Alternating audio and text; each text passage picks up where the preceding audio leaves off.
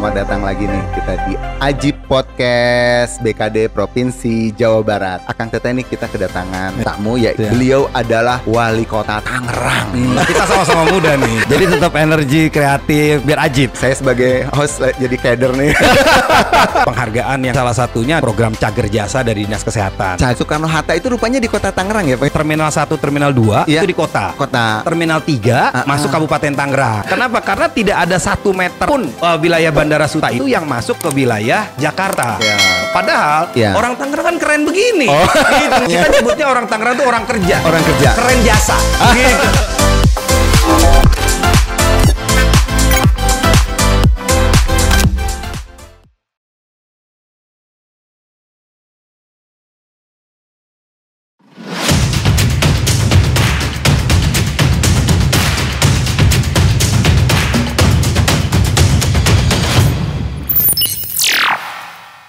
Assalamualaikum warahmatullahi wabarakatuh. Waalaikumsalam warahmatullahi wabarakatuh.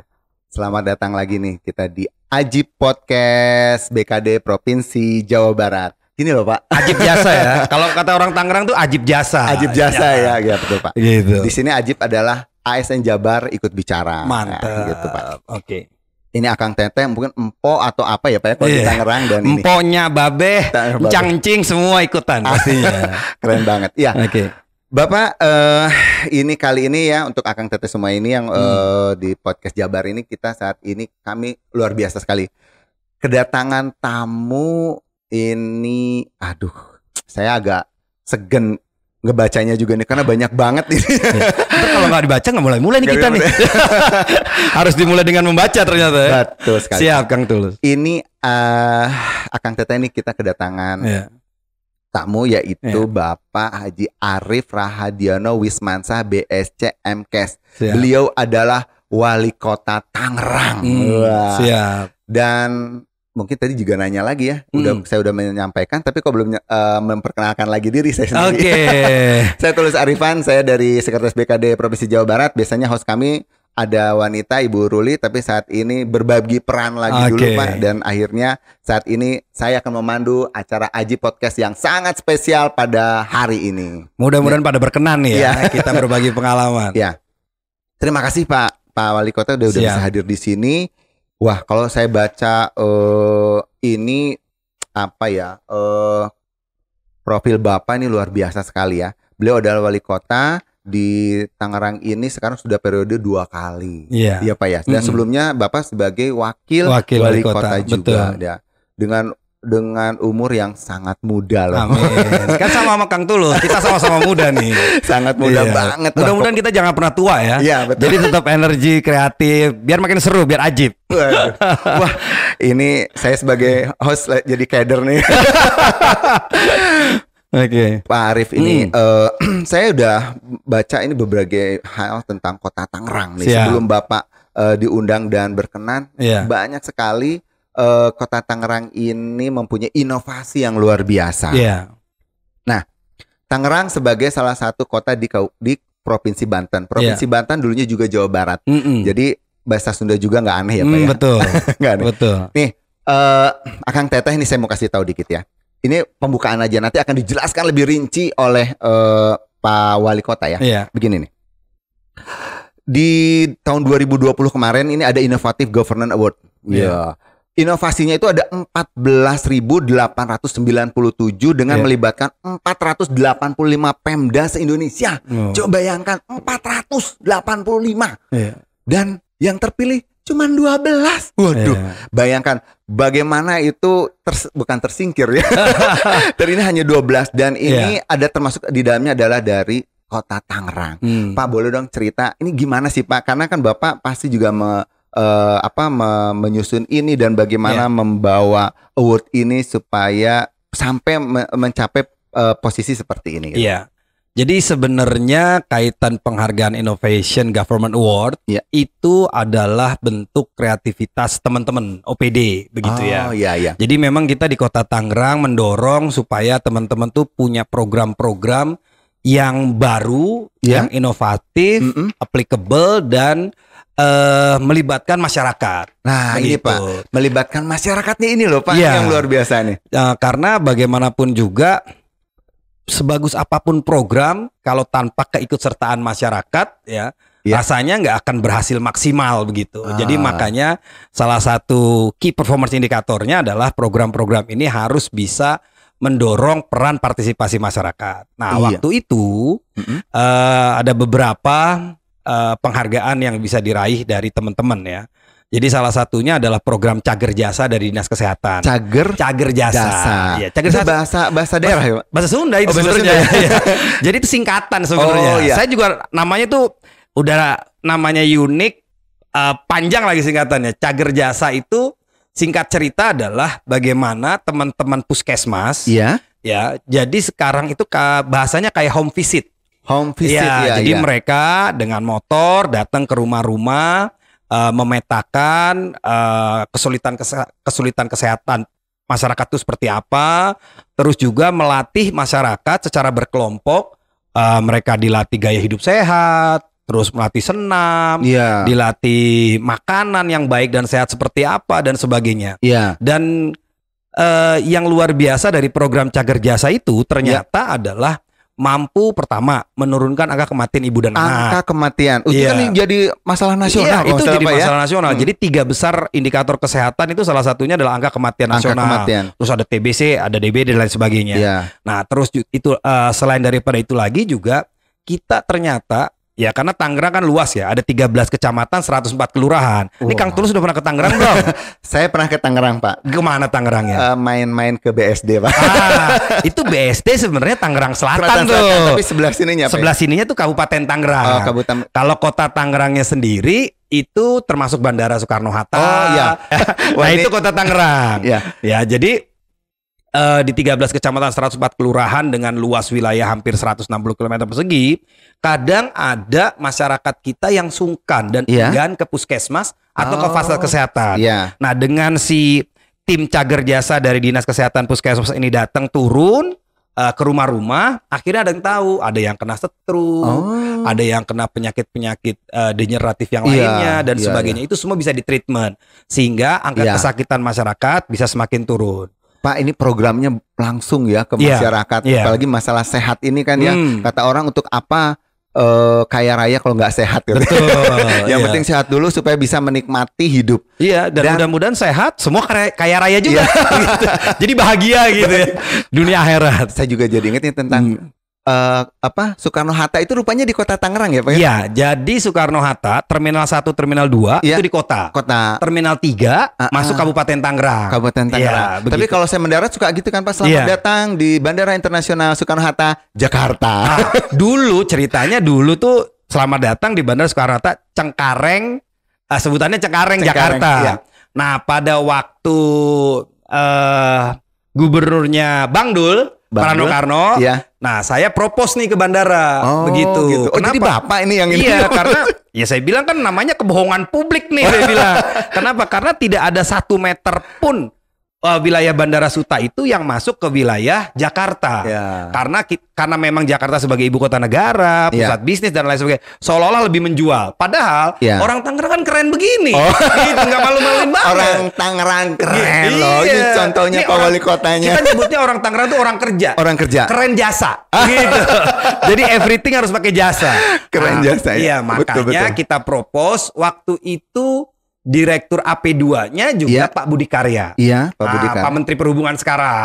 Iya. Waktu itu beliau. Jadi kita ngobrol, propose ya supaya kita bisa ikut menjadi bagian untuk kemajuan bandara dan kota Tangerang. Maka konsep kota Tangerang sendiri ini berkembang menjadi aerotropolis. Kalau dulu kan masing-masing nih bandara-bandara, kota Tangerang.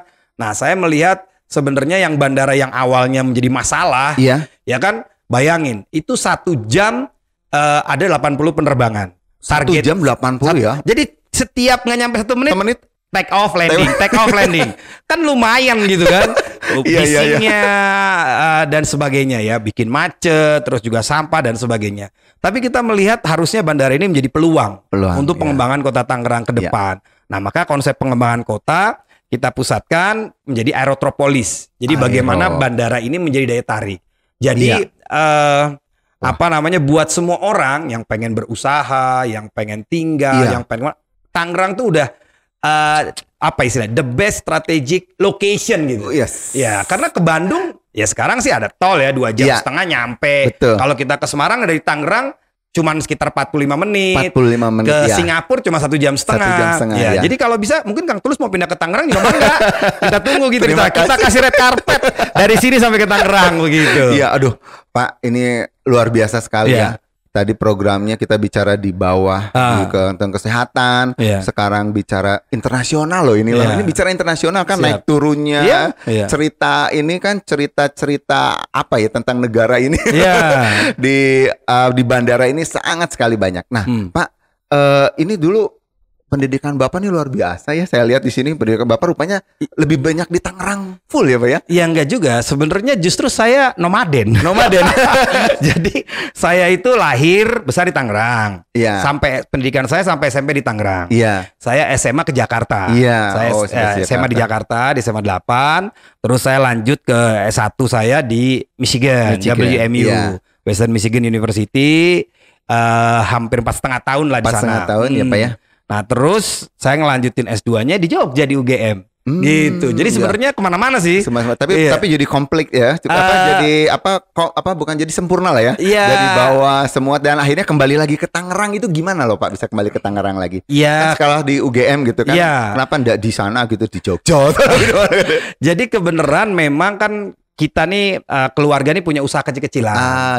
Kita kebetulan ibu awalnya bidan, punya klinik bidan. Sekarang keluarga ini ngelola ada 7 rumah sakit di wilayah Banten, begitu. Ya karena kita dilahirkan dan dibesarkan dari usaha keluarga itu, dan saya merasa banyak yang sudah diberikan oleh Kota Tangerang, saatnya lah membangun Kota Tangerang. Wah, luar biasa nih kembali. Jadi belajar jadi juara juga. Makanya tadi kalau nyebut wali kota di sini jadi wali murid sebenarnya. Bahwa teman-teman banyak yang lagi belajar, justru dahsyatnya di sini kumpul sama para juara nih. Seperti Kang Tulus ini dahsyat.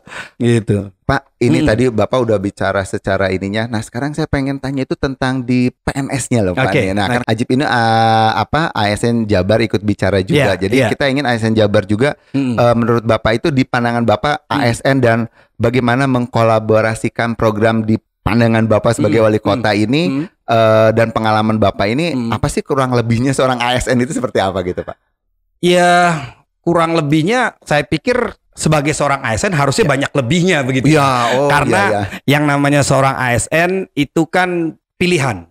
Bayangin aja kalau lagi CPNS itu lamarannya tuh bukan lagi ribuan, puluhan ribu. Bahkan menarik ya Kang Tulus, saya pernah nih ngisi kalau ospek kuliah nih di salah satu perguruan tinggi di Kota Tangerang. Oh, Bapak sampai ikutan ngospek atau ikutan? Enggak, ngasih materi aja, ngasih motivasi buat teman-teman mahasiswa begitu ya. Nah, itu ada jurusan Fakultas Sospol.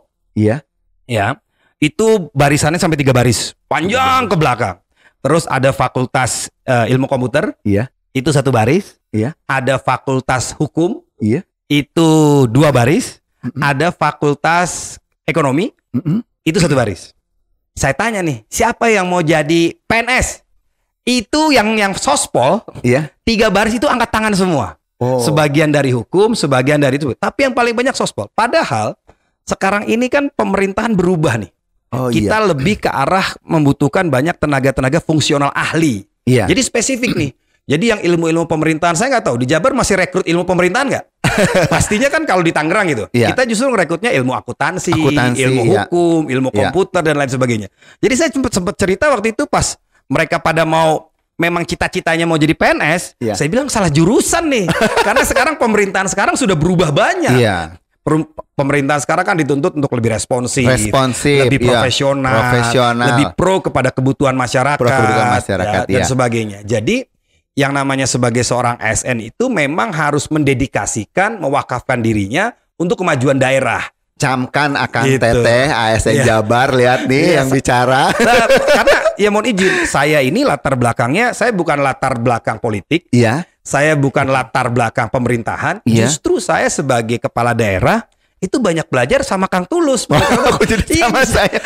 Ya karena gimana ya, saya melihat teman-teman birokrat itu ya luar biasa lah dedikasinya begitu. Jadi makanya kita perlu apresiasi dan mudah-mudahan di tengah reformasi birokrasi sekarang ini justru waktunya kita sama-sama terus berbenah diri sehingga negara kita pengen lebih maju gitu. Kan kalau bangsa kita, negara kita, Provinsi Jawa Barat, Provinsi Banten, Kota Tangerang maju, kan kita juga yang ngerasain. Kita juga begitu. Apalagi kita ikut andil di situ dan itu kan kebanggaan buat anak cucu kita. Gitu. Jadi Bapak udah memikirkan sampai anak cucu loh ya gitu ya. Kadang-kadang kita hanya mikirin diri sendiri aja kan Pak gitu. Rupanya Bapak ngebangun Kota Tangerang ini supaya sampai beberapa generasi bisa terus maju. Ya, mudah-mudahan sampai kiamat. Aduh Pak, ini gak kerasa ya waktu cukup kayak sebentar padahal sudah cukup lama. Saya yakin untuk menggali Pak Wali Kota ini nggak cukup 1 hari, mungkin harus lebih dari beberapa hari ya. Karena berarti podcastnya nyambung di Tangerang nanti Kang ya. Gantian ya, saya nanti wawancara Kang Tulus ya. Siap Pak, pokoknya nanti insya Allah kita selalu berkolaborasi selalu. Dan memang apa yang disampaikan tadi luar biasa dari Bapak. Bagaimana inovasi yang ada sampai ke pelaksanaannya gitu. Bagaimana juga tadi saya lihat Bapak memotivasi ASN Bapak yang di Kota Tangerang ini dan juga memberikan namanya ASN itu kan harus siap ya bekerja di mana saja. Siap di mana aja, kapan aja, 24 hours 7 days a week gitu. Harus bisa selalu melayani. Nah, Pak, terakhir nih Pak, Bapak sebenarnya apa sih yang diharapkan dalam hal bekerja ini kan cukup lama Bapak ya menjadi kepala daerah gitu ya. Hal yang paling indah selama Bapak memimpin Kota Tangerang ini apa sih? Coba pengen buat saya yang paling indah tuh kalau masyarakat saya bahagia. Itu aja. Simple sih sebenarnya. Jadi kalau masyarakat saya senang, saya ikut senang. Kalau masyarakat saya susah, ya saya sangat prihatin gitu. Karena mereka kan sudah memberikan amanahnya semua kepada saya. Betul, kepada betul, saya dan Pak Wakil sebenarnya yang dipilih ya. Dipilih, Nah, itu pun apapun fasilitas yang dirasakan masyarakat semua, pendidikan gratis, kesehatan gratis, pembangunan sarana infrastruktur dan lain sebagainya, itu adalah bukti bahwa semua birokrasi, semua pegawai telah berupaya ingin ikut memajukan Kota Tangerang bersama masyarakat. Jadi makanya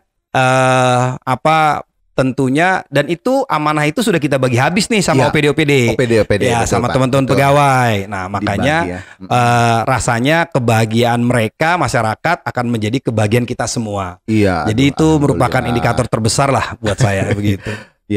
Ini Pak Arif nih, saya sebenarnya hampir sama namanya loh Pak. Saya Tulus Arifan gitu. Oh gitu. Saya sebenarnya Arif Tulus Ismansyah. Jangan kita saudara nih Kang.